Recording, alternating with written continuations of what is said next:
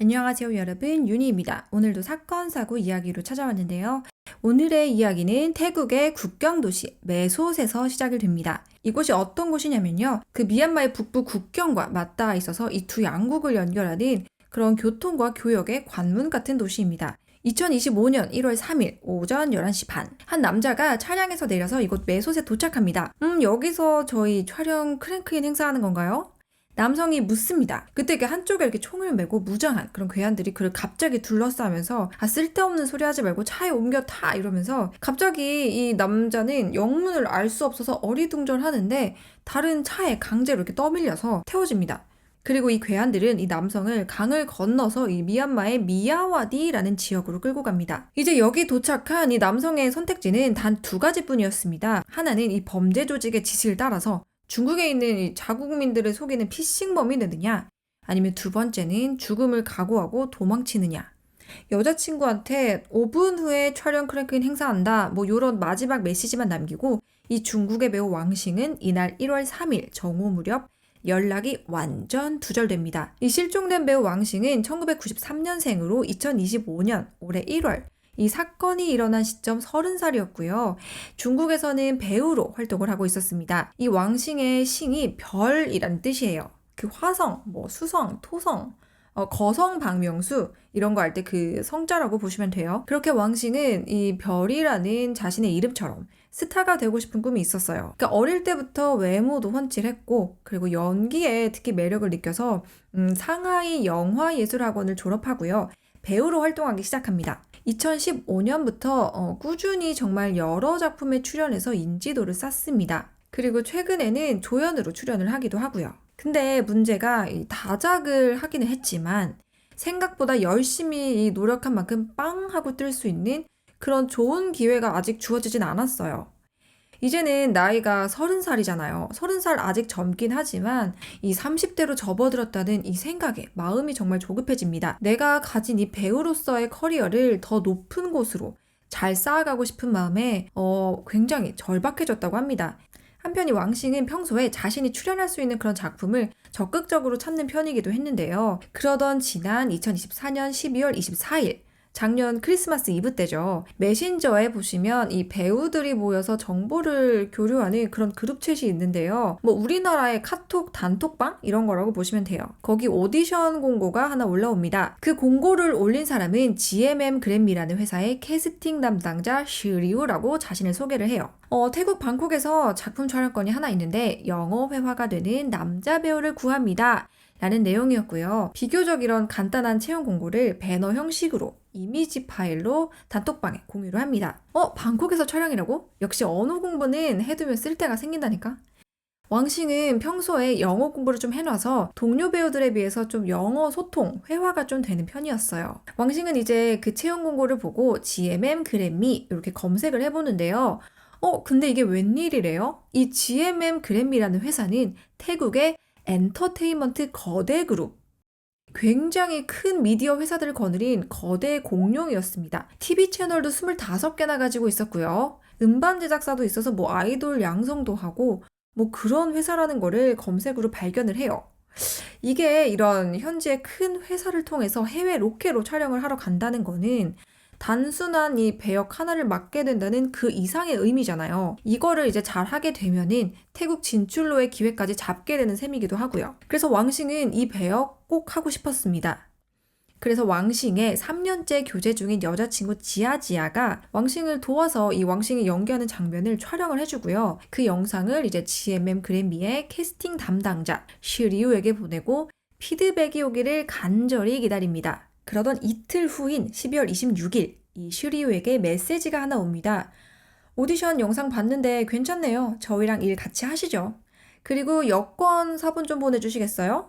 근데 여러분들 좀 뭔가 이상하죠. 저도 처음에 이 중국 왔을 때 이 한국에서 상하이로 헤드헌터 분이 주신 이 채용 공고 보고 이직해서 온 거거든요. 그러니까 저 같은 일반 직장인을 예시로 든다면 우선 면접 결과가 좋으면 업무 스코프 최종적으로 확인하고 연봉이라던가 베네핏 이런 패키지 이런 거 협상하고 조인하는 날 이런 거 조율하고 뭐 이렇게 모든 게 확실해지면 이제 그때 오퍼레터 사인을 하고 뭐 그다음에 이제 리로케이트 스케줄 정해서 오기 시작하죠. 제 신분증이나 이런 중요한 정보를 대뜸 보내진 않잖아요. 근데 갑자기 이제 오디션 통과했습니다라고 하더니 여권 4번 보내세요라고 하는 게 왕싱은 마음에 좀 걸렸습니다. 그래서 왕싱이 메시지를 보내요.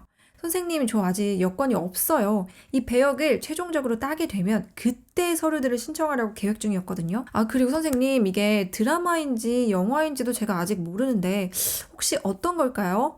그리고 총 촬영 일자는 어떻게 되는지도 알려주실 수 있나요? 제가 스케줄 배정을 좀 해야 돼서요. 이런 거를 물어봐요.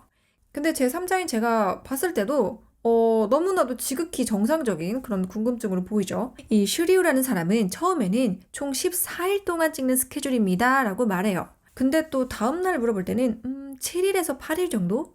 라고 하다가 또 다음날에는 1월 4일에 촬영 시작해서 25일까지 3주 동안 찍을 겁니다 라고 촬영 스케줄에 대해서 매일 좀 다르게 이야기를 하는 거예요. 근데 이게 이 촬영 일정이라는 게 사실 변동이 있을 수는 있죠. 근데 이 날짜 자체가 물어볼 때마다 너무 변동폭이 크니까 왕싱은 여기서부터 사실 의심이 좀 들었습니다. 근데 어쨌든 오디션은 합격했고 여권 수령은 기다리고 있고 그러던 와중에 이제 12월 30일 갑자기 슈리우가 이런 질문을 합니다. 왕싱 씨, 혹시 주위에 여권 있는 동료 배우 없어요? 있으면 추천 좀 해주세요. 특히 오늘 당장 출발할 수 있는 사람이면 더 좋고요. 저희 정말 급하거든요. 근데 왕싱 씨만큼 외모가 잘생긴 사람은 또 없겠죠? 여러분들 이거 진짜 이상하죠? 딱 구린 느낌이 들잖아요. 여러분들 같으면 가시겠어요? 일 내용도 뭐도 모르는데 바로 오늘 뭘 믿고 출국을 합니까? 왕싱도 이런 것들 때문에 이제 딱 촉이 와요. 뭔가 이상하다. 그래서 여자친구랑 뭐 상의도 해보고 고민도 해보다가 이날 30일에 이런 이야기를 해요. 선생님, 정말 제가 너무너무 죄송한데요. 다른 스케줄 때문에 요거 이번에 참여 못할 것 같아요. 차질을 드려서 정말 죄송해요. 저 기다리지 마시고 빨리 다른 배우 찾아보시길 바래요. 근데 이 슈리우는 여기다가 약간 이제 푸시하듯이 설득을 해요. 왕싱은 여기서 또 설득을 당하고요. 그래도 뭐 하루 더 생각을 해봤는데 아무리 봐도 이 석연찮은 구석이 많은 것 같아가지고 다음 날 31일에도 다시 거절을 합니다. 선생님, 정말 너무 죄송한데요. 지금 하시는 말도 자꾸 바뀌고 이 촬영권 모호한 구석이 너무 많아서 저는 죄송하지만 이거 못할 것 같아요. 이렇게 왕싱이 한 번 더 거절 의사를 밝히는데요. 이 만약에 정말 급한 촬영권이었으면 하기로 한 배우가 못한다고 하면은 어르고 달래도 부족할 판에 진짜 이 슈리오는 와차오 이러면서 이게 우리말로 하면 아이씨 뭐 이런 정도라고 할까요? 뭐 이런 비속어도 쓰면서 화내듯이 이제 왕식에게 생각 바꾸지 말고 그냥 오라고 또 푸시를 합니다. 여러분들 여기까지 봤을 때 이 왕싱의 성격이 어떻다고 느껴지세요? 이 왕싱의 대화 내용들을 보면 이 사람은 지금 단호박같이 뭐 그렇게 단호하게 딱 잘라서 이야기하는 것보다는 완곡한 표현을 위주로 쓰고 있잖아요. 거절도 조금 이렇게 둘러둘러 하고요. 뭐 소통 자체도 좀 부드럽게 하는 편인 것 같고요. 또 어떻게 보면은 갈등을 좀 피하고 싶어하는 그런 평화주의적인 성격인 걸로도 보여요. 근데 이거는 아마 이 간절한 이 구직자 입장이기 때문에 자신을 좀 낮추느라 그럴 수도 있고요. 반면에 이 슈리우라는 닉네임 쓰는 이 사람 뭔가 허술해 보이지만 사실은 이 왕싱의 이런 성격상의 그런 약한 부분들 진짜 잘 파악해서 이걸 파고들고 지금 공략을 하고 있는 거예요. 그리고 이 범죄 조직들 아주 잘 알고 있었습니다. 이 자신의 커리어, 좋은 필모그래피 쌓아 올리는 거에 대해서 너무너무 절박한 이런 젊은 배우들의 간절함을요. 그리고 이거를 또 어떻게 이용해야 하는지도 아주 잘 알고 있었고요. 그래서 왕싱에게는 이 당신의 인생을 바꿀 수도 있는 이 좋은 기회 당장 사라질 수도 있다라는 불안을 이렇게 지속적으로 주입을 하고요. 또 왜 그 주변에 여권 있는 사람 당장 출발할 수 있는 사람 없냐라고 물어본 것도 굳이 당신 아니어도 뭐 다른 사람 구하면 된다. 이 기회 지금 선택하지 않으면 사라진다. 뭐 이런 심리적인 불안을 더하기 위한 뭐 그런 기법이었고요. 이제 그러면서 왕싱은 이 스케줄 못 맞춰서 이 배역 날아가면 어떡하지? 이러면서 판단력이 좀 흐려지게 되고요. 여러분 이런 수법이 진짜 무서운 이유는 사람의 이런 불안함, 간절함을 파고들어서 이번이 이 마지막 기회면 어쩌지? 이거를 놓치면 어쩌지? 내가 괜한 의심을 하는 건가? 뭐 이런 생각을 하게 만들어서요. 스스로가 느낀 그런 위험 신호조차 무시하게 만드는 거예요. 결국 왕싱은 여기 넘어갑니다. 이 일정을 맞추기 위해서 여권 수령하자마자 1월 2일 밤, 이 상하이 푸동공항에서 밤 비행기를 타고 태국의 수원나품 공항으로 향해요. 왕싱이 도착했을 때는 새벽 3시가 조금 넘는 정말 이른 새벽이었는데요. 왕싱은 이때가 너무 이른 새벽이었기 때문에 사실은 숙소로 갈 거라고 기대를 하고 있었어요. 근데 이 스태프가 뭐라고 하냐면 죄송한데 오늘 좀 타 지역으로 이동을 해야 될 것 같아요. 왜냐면 오늘 크랭크인 개막식이 있거든요. 그래서 우선 왕싱은 그냥 따라서 차에 탑니다. 근데 차는 예상한 그런 경로가 아니고 무려 500km 가까이 육로를 달려서 이 태국의 국경 도시 메솥에 도착을 합니다. 이 캡처가 당시 왕싱과 여자친구 지아지아가 주고받은 마지막 문자 내용인데요. 왕싱은 차를 바꿔 타야 한다. 다른 차가 나를 인계하려고 기다리고 있다. 그리고 5분 남았다.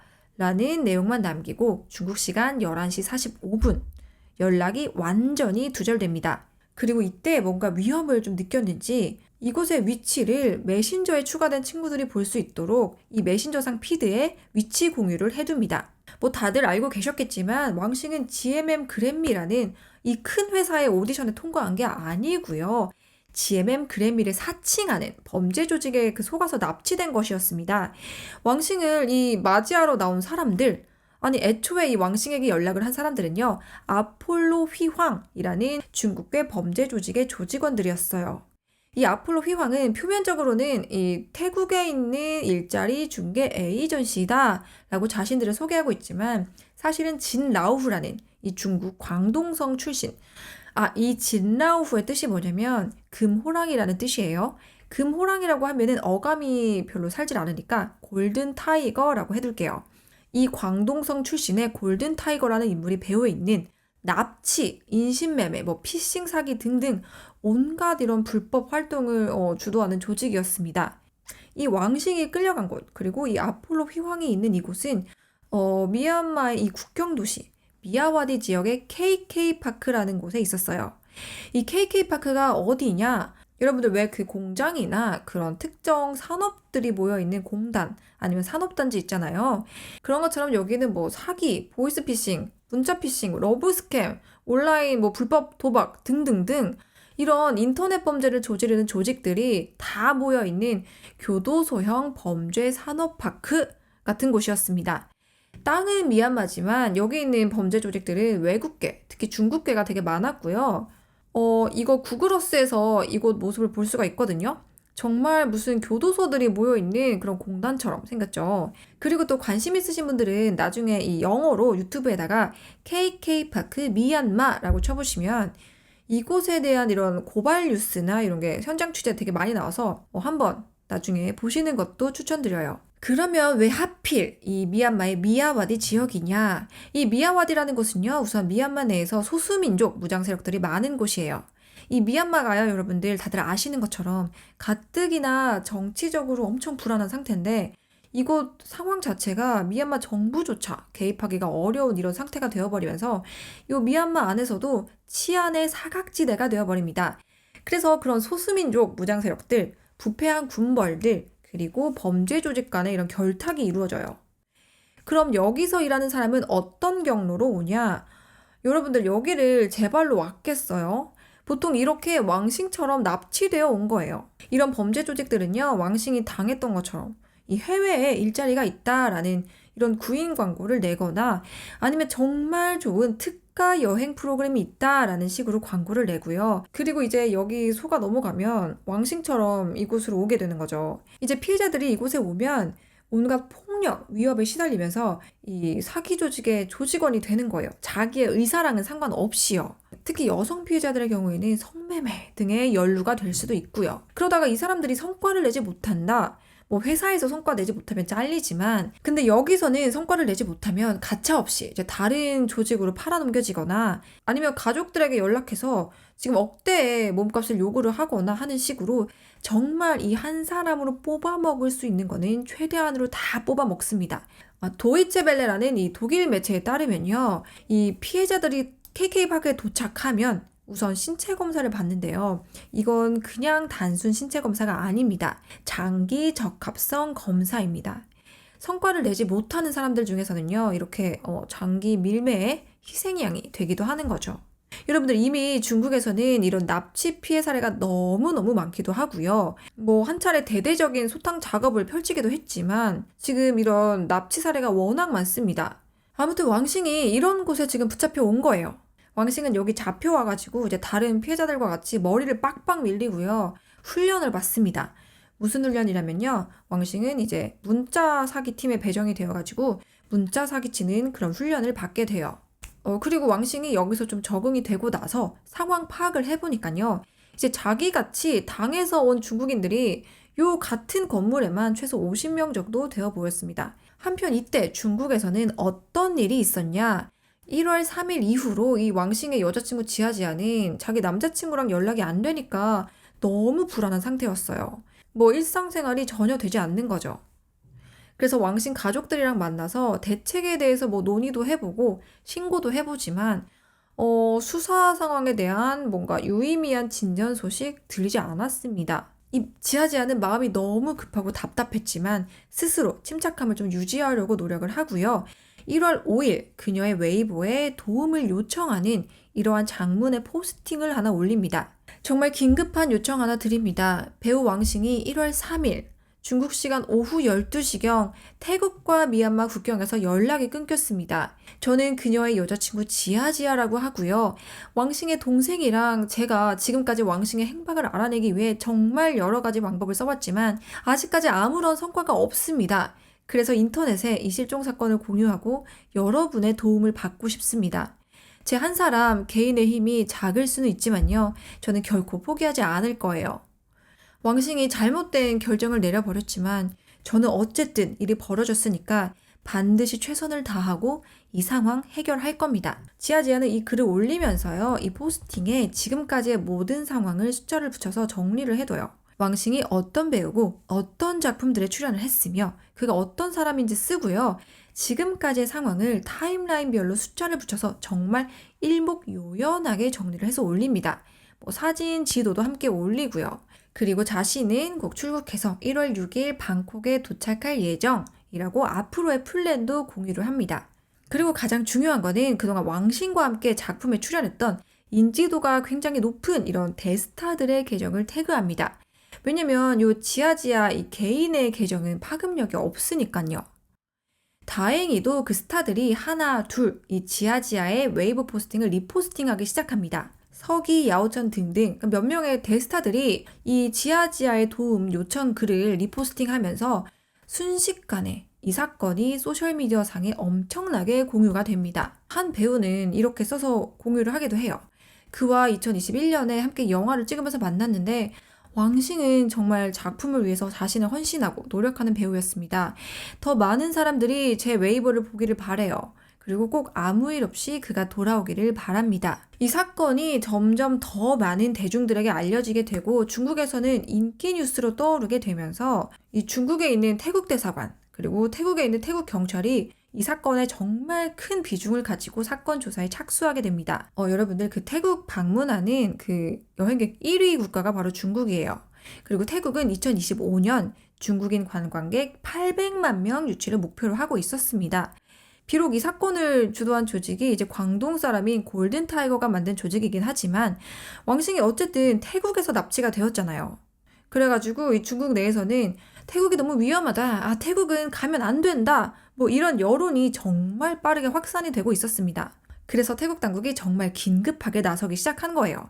왜냐면 이 사건이 이 단기적으로 뿐만 아니라 장기적으로 이 태국 관광업계에 정말 이제 큰 파장을 일으킬 수 있다는 그런 판단을 했거든요. 그래서 이 태국 경찰은 신속하게 미얀마 당국과 협력을 시작을 하고요. 정말 재빠르게 왕싱 구출 작전에 착수합니다. 그리고 지아지아의 이 포스팅이 올라온 바로 다음 날 1월 6일 태국 경찰은 이 왕싱이 미얀마 내에서 안전하게 있다는 거 생존 사실을 확인을 합니다. 그리고 1월 7일에는요. 이 미얀마의 현지인들로 구성된 이 구조팀이 이 조직, 그러니까 아폴로 휘황의 시설로 들어가서 왕싱을 데려오는 데 성공합니다. 사실 이 미얀마 현지 KK파크 안에서 왕싱이 어떻게 구출되었는지는 완전 뭐 구체적인 내용은 언론에 공개되지 않았어요. 이 구조팀의 말에 따르면 그 당시에 이 아폴로 휘황 조직이 사용하는 이 건물 안에서만 첫 번째 장소에서는 10명 정도의 중국인이 감금이 되어 있었고요. 두 번째 장소는 왕싱을 포함해서 50명 정도의 그런 중국인들이 감금이 되어 있었다고 해요. 그래서 1월 7일 왕싱이 마침내 안전하게 구조가 돼서 태국 경찰의 이 전용 헬기를 타고 방콕으로 돌아올 수 있게 됩니다. 이게 매체마다 조금 이야기가 다른데요. 한 매체에서는 태국 경찰이 이 아폴로 휘황에 200만 위안, 그러니까 우리 돈 약 4억 상당의 그런 돈을 지불하고 빼왔다는 이야기가 있는데, 또 다른 매체에서는 관계자들이 이건 루머라고 밝히기도 했고요. 근데 알려진 바에 따르면 가장 유력한 이야기는 지금 이 사건이 중국이랑 태국 이 양국에서 언론, 소셜미디어를 통해서 엄청나게 퍼지면서 그 아폴로 휘황 조직 있죠. 이 조직의 수뇌부들이 압력을 받아서 그래 석방을 했다고 합니다. 왜냐면 자기네들은 중국이나 뭐 태국에 있지는 않지만 그런 이름이 알려져 봤자 뭐 좋을 거 하나 없잖아요. 그리고 태국 경찰은 여기서 멈추지 않고요. 왕싱의 납치를 직접 지시했던 그 진라오후 골든타이거, 이 골든타이거랑 이 구체적인 납치 실행을 담당했던 그의 부하 진찬도 체포를 하고요. 이제 재판을 위해서 이들을 구속합니다. 여자친구 지아지안은 이제 방콕으로 건너가서 왕싱을 만나서 이 왕싱이랑 손잡은 사진도 올리고요. 웨이보에 감사의 글도 올립니다. 그렇게 왕싱은 1월 12일 지난 주말에 중국으로 무사히 귀환을 했는데요. 여러분들 왕싱이 이렇게 무사히 돌아올 수 있었던 데에는 이 여자친구 지아지아가 정말 큰 역할을 한 것 같다고 평가를 받고 있습니다. 중국의 이런 사기 대응 전문가가 인터넷에 올린 요 글을 보면요. 이 지아지아의 대응 과정은 정말 교과서로 삼을 만큼 사기 실종 피해 대처의 정석이라고 이야기를 합니다. 근데 여러분들 이 사건은 이렇게 보면 여기서 끝난 것 같지만 사실 좀 크게 보면 완전히 끝난 건 아닌 것 같아요. 왜냐면 왕싱 이제 구조 후에 인터뷰하는데 그때 그 왕싱을 구조했던 미얀마의 그런 현지인들도 그렇고 자기랑 이제 같은 건물에 50명 이상의 다른 중국인들도 갇혀 있었는데 그 사람들의 상황은 지금 어떻게 되는지 알 수가 없다. 그 사람들도 무사히 구조가 됐으면 좋겠다라고 전해요. 그리고 이 왕싱 사건이 알려진 후에 이제 비슷한 실종 사건에 대한 글들도 많이 올라오는데요. 이 왕싱이랑 정말 동일한 케이스로 허준민이라는 배우가 GMM 그랜미의 리크루터를 사칭한 사람에게 속아서 왕싱보다 먼저 태국으로 갔다가 연락이 두절되어 버리고요. 또 양즈치라는 이 모델도 태국에 촬영권이 있다라는 얘기를 듣고 태국으로 갔다가 이 차를 타고 이동하다가 그 후로는 연락이 두절되어 버렸다고 합니다. 또 반면에 어떤 배우들 같은 경우에는요, 이 왕싱처럼 비행기 타고 태국까지 갔는데 차 타고 또 이동해야 된다 그래가지고 뭔가 좀 이상해가지고 바로 그때 취소하고 비행기 끊어가지고 중국으로 돌아와서 화를 면한 사람들도 있었습니다. 이렇게 아무튼 KK파크로 끌려가서 가족, 친구들과 연락이 두절되어 버린 사람들이 아주 많이 남아있는데요. 이게 마음이 좀 더 좋지 않은 게 이런 사람들의 상당수가 좀 형편이 좋지 않아서 아니면 돈을 벌기 위해서 취업을 하기 위해서 간 건데 이렇게 납치가 되어버린 거잖아요. 그리고 이 사람들 중에서 상당수는 이 해외 취업 알선 비용 뭐 이런 걸로 비행기표 말고도 자비를 더 내고 간 사람들도 있다고 해요.